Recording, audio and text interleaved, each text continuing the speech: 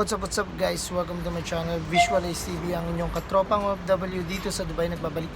So guys, for today's reaction video guys, magre-react lang tayo. Bale, ito'y quick reaction lang guys.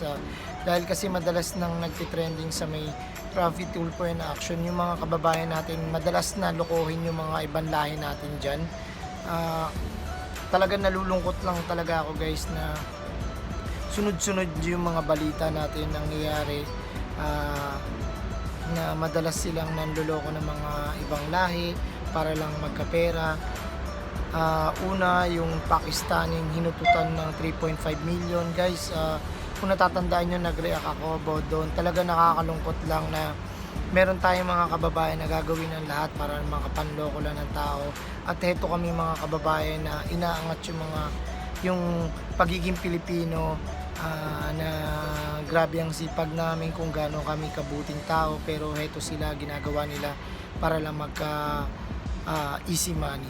And then again, heto na naman yung Canadian na niloko ng kanyang girlfriend, ng kanyang pamilya, para lang makabili ng mga hektaryang lupa. And then itong latest na naman yung isang kababayan nating na tomboy na yun, in-scam yung Russian na nakatira rin dito sa may UAE. So guys, sunod-sunod na yung ganitong balita na nakakalungkot medyo nakaka-aware lang kasi na alam niyo yun, lalong pumapangit yung tingin ng mga ibang lahi sa ating mga Pilipino sa mga ginagawa niyong mali. Talagang nakakalungkot dahil marami tayong mga kababayan dyan na nagpapakahirap, ginagawa lahat para masuportahan yung pamilya sa tamang pamamaraan.